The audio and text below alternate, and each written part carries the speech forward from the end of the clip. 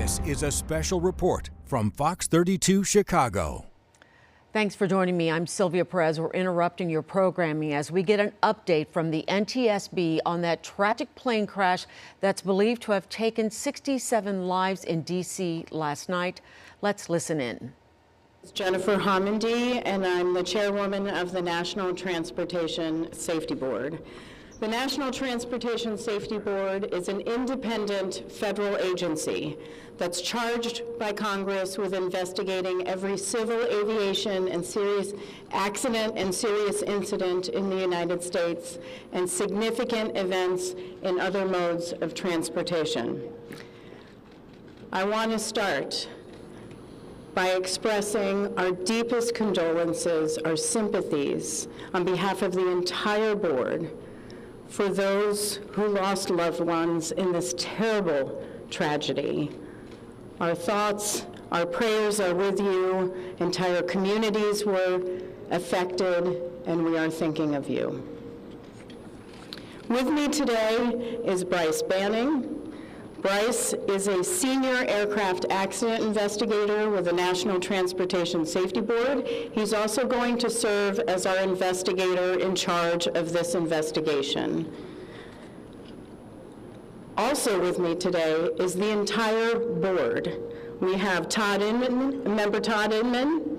Todd is going to serve as the board member on scene, the spokesperson for this investigation. All of the board members will be here.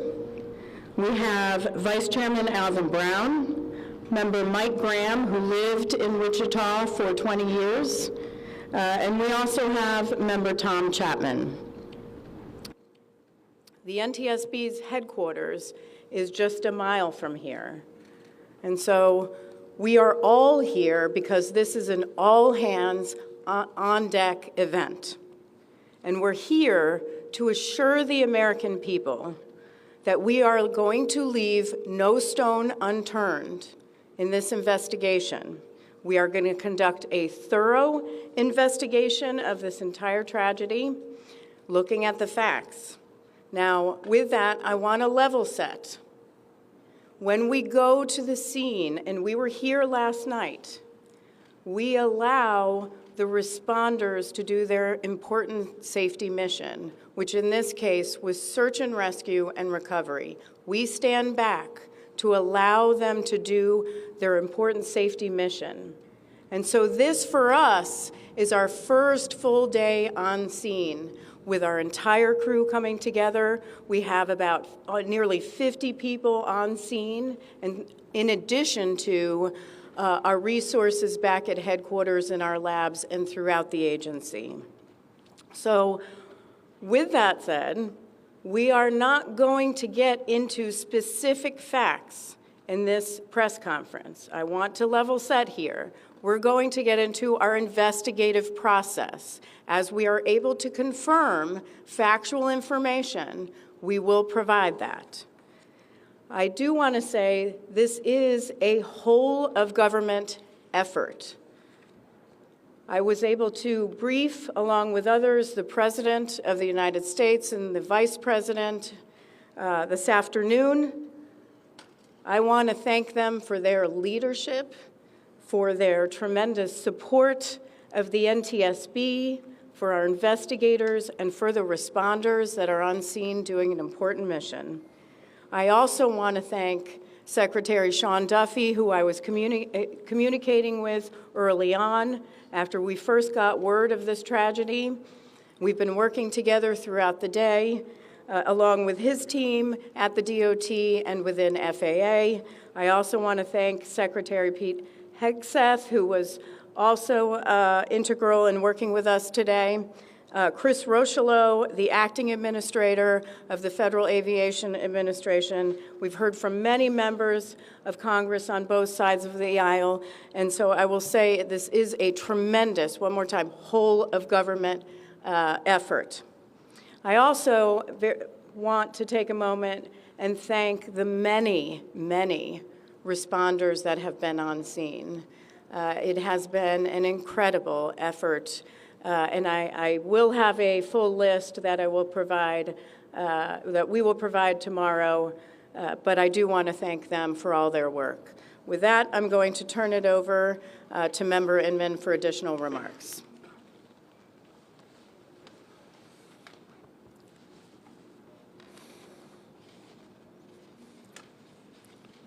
So today is our first full day on scene.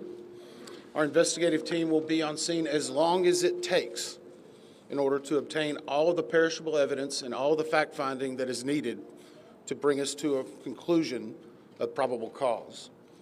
Our mission is to understand not just what happened, but why it happened, and to recommend changes to prevent it from happening again. Since we're just beginning our investigation, we don't have a great deal of information to share right now. We will keep you informed by giving regular updates as we learn more. Our intention is to have a preliminary report within 30 days, and the final report will be issued once we've completed all of our fact-finding and investigation. Now, we will not be determining the probable cause of the accident while we are here on scene, nor will we speculate about what may have caused this accident. Today, we will be going and having an organizational meeting and establishing our parties to our investigation. We currently have the following parties that are already identified: PSA Airlines, GE Aerospace, Sikorsky, FAA, NACTA, which represents the air traffic controllers, ALPA, which represents the pilots, Army, AFA, which represents the flight attendants. The Transportation Safety Board of Canada will be an accredited representative under Annex 13 of ICAO. They will be supplemented by MHIRG as a technical advisor.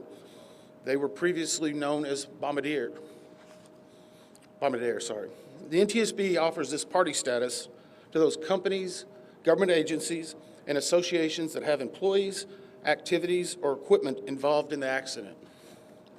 We offer that because they will provide technical expertise and relevant information supporting the development of the best possible factual record.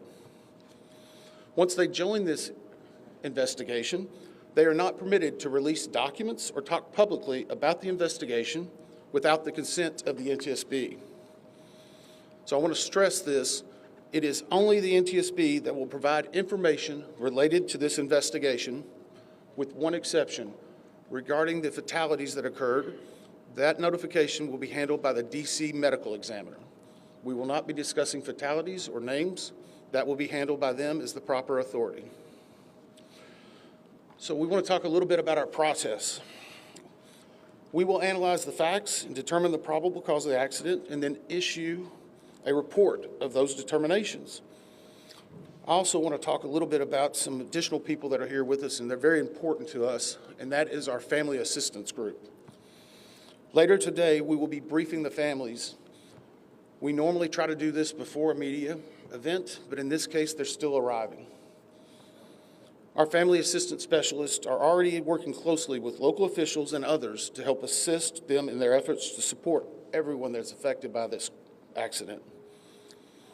And let me just reiterate what the chair said. A loss of life in an aviation accident is very unusual in the United States, and our heartfelt sorrow goes out to everyone that's affected. It affects us, it affects everyone around us. There are a lot of people hurting today. We will help find out what happened. We will do it factually, and we will do it accurately. As part of this, we are going to be standing up some specific working groups. Those working groups will be operations. They will be looking at the history of the accident flight and crew members' duties for as many days before the crash as appears relevant. We'll be forming a structures group, which will be the documentation of the airframe wreckage and the accident scene, including calculation of impact angles to help determine the plane's pre-impact course and altitude. We'll have a power plants group. They will do the examination of the engines and the engine accessories. We'll have a systems group. They will study the components of the plane's hydraulic, electrical, pneumatic, and associated systems, together with the instruments and elements of the flight control system. We'll have an air traffic control group. They will do reconstruction and review of air traffic control systems provided to and including acquisition of pertinent flight track surveillance information, what you might typically think of as radar or ADS-B, along with controller pilot communications. We will also have a survival factors group. They will be doing the documentation of impact, forces and injuries, community emergency planning, and all crash and fire rescue efforts. Also, due to the unique nature of this crash, we will be having a helicopter group as well. Lastly, we will have a human performance group, and this will not be its own group. It will actually be a part of the operations, air traffic control, and helicopter groups. They will study the crew performance and all before the accident factors that might be involved in human error, including fatigue, medication, medical histories, training, workload, equipment design, and work environment. Now we're going to take a few questions, but I will again stress, we don't have a lot of information now. We will continue to gather that. We will try to release it as we can, but we will only talk about the facts of the case that we know right now. I'm going to ask, we'll call on a few people. I'm going to ask that you state your name and affiliation. James Matthews from Sky News. So we've heard from President Trump today talking about DEI hiring policies within the FAA and associating that with the cause of this accident. What do you say to that? Well, unfortunately, I didn't hear the remarks. I was briefing House and Senate members, but I believe, Chair, would you like to take that? As part of any investigation, we look at the human, the machine, and the environment. So we will look at all the humans that were involved in this accident.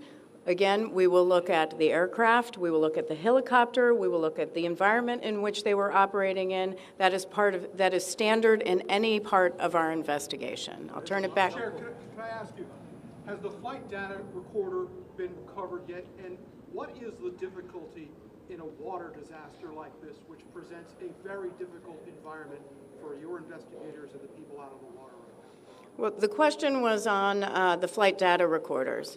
And we have not recovered the flight data recorders yet. We know they're there.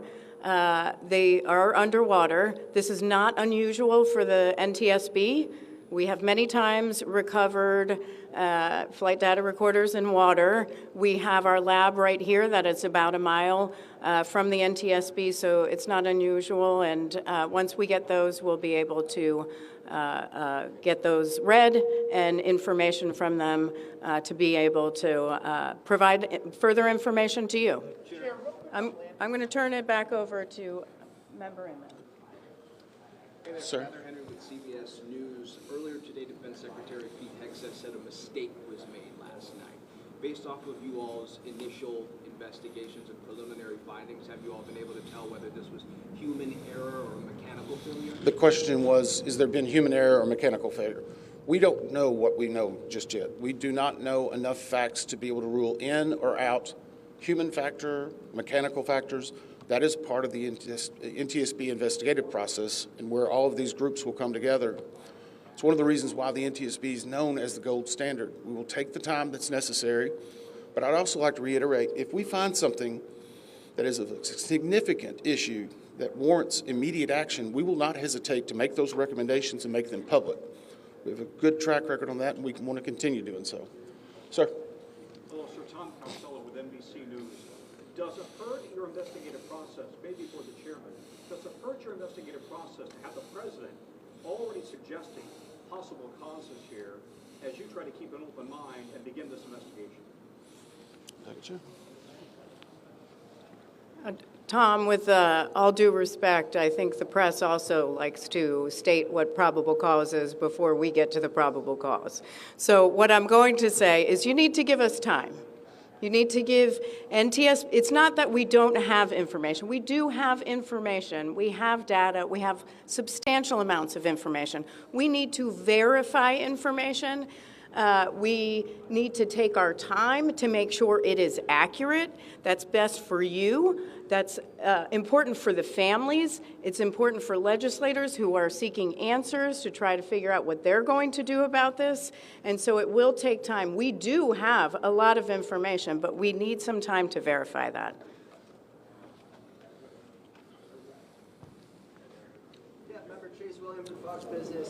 about the conditions in the tower last night. Were there any performance issues in the past with any of these controllers? Anything of that? The question is about controllers. As I said, we are just now forming the groups. The controllers do have union representation, which they are entitled to. They'll be working with our party system and our party groups. They'll be conducting interviews. Those interviews will need to be analyzed, transcribed, and other team members will need to look over it. It'll be a long process, but we will go through the entire history. Michelle Gray, The Independent. My question is for the chairwoman. Can you tell us more about what the president and the vice president's responses were when you briefed them this afternoon?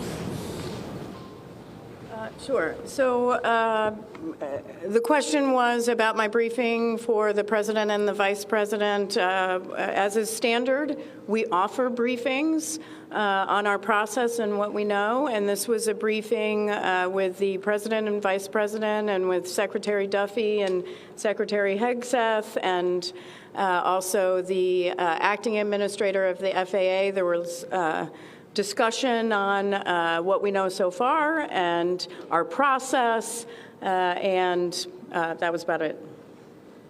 Ma'am, Chairwoman, Stephanie Ramos with ABC News. Similar to Tom Costello's question, the President has stated what may have caused the crash, stating common sense. Does that affect your progress at all at this early stage? Yeah, so the NTSB, we conduct an important safety mission where we take a very careful approach. I'm sorry, the question was on speculating during investigations, which is we often hear about. What I will say is we look at facts on our investigation, and that will take some time. And at some point, we'll be able to provide that factual information, as Member Inman said, and provide that hopefully tomorrow. Hang on a second. Dave. James Jefferson from Reuters. Have you been able to retrieve the black boxes from the helicopter? Has the military decided whether they're going to read those to the NTSB? And what about the ATC tapes? Have you answered? So the question was about black boxes, which are referred to as black boxes, which are typically orange. We have not recovered any of the boxes involved yet. We feel comfortable and confident that we will be able to. Right now, recovery of life is probably most important in those that were involved. I mean, there are still ongoing recovery efforts involving the fatalities involved, along with some debris is coming out as well. We will make sure that that perishable evidence is maintained. We have a great process for that. We will probably have more than one black box, so to speak. It's our understanding that the Sikorsky helicopter is equipped with some form of recording devices, and those will be read either by the DOD or by us. We have a good starting relationship with them, and we've already made agreements in order to be able to do that. So I feel comfortable in what we're going to be doing. The other question was about air traffic control. We received a very large package of information from the FAA at about 3 a.m., I believe, this morning. That is still being reviewed and analyzed. I would say there's a lot more information that usually comes in that than what you may find online and people might speculate about.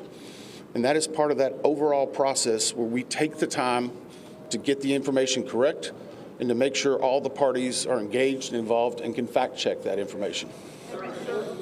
One.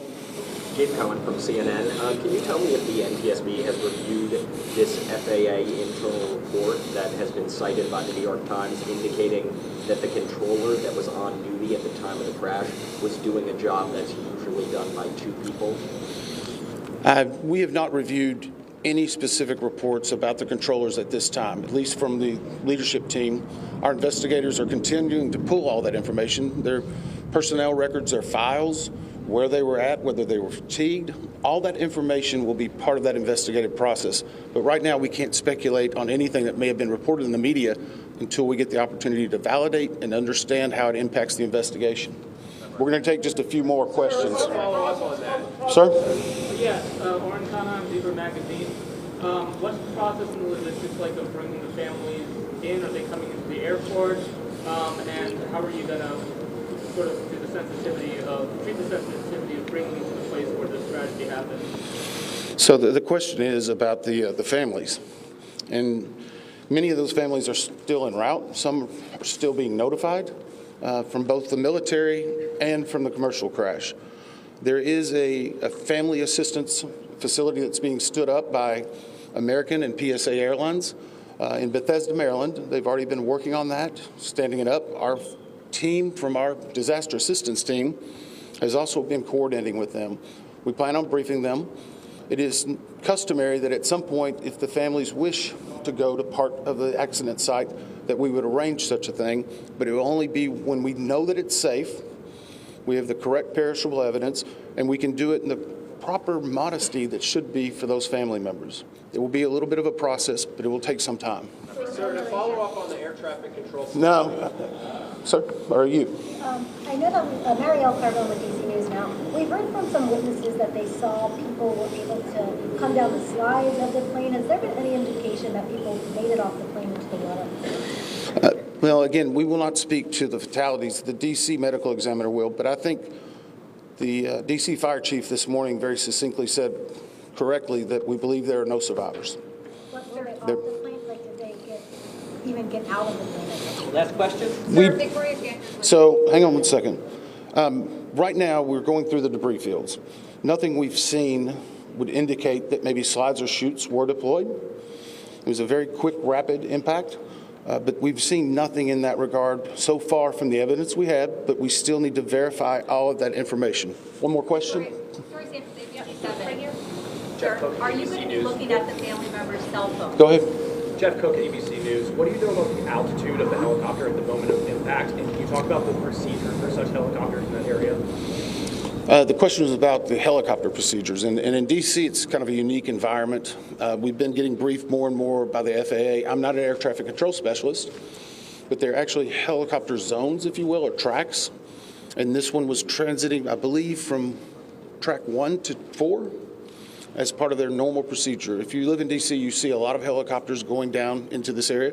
So there's a very well-defined system in that regard. As far as altitude, until we get the additional information, we can't validate or basically corroborate any of that until we get more of the electronic data and the data that's on the plane. I do want to clarify one question that also came about cell phones. You know, in today's age and time, a lot of electronics and other devices do contain a lot of different information. We've found on a number of our accidents that we actually are notified through a smartphone that may sense that. As part of our process, we will obviously treat all of the effects of the deceased with dignity. We are already starting to pull that information together. If we feel that it's necessary to find or pull some of that information, we will work with the families and make sure we do it in a manner that's respectful for them and their privacy. But right now, we don't have any plans specifically on that amount, on that area, until we need to. Thank you very much. Thank you very much.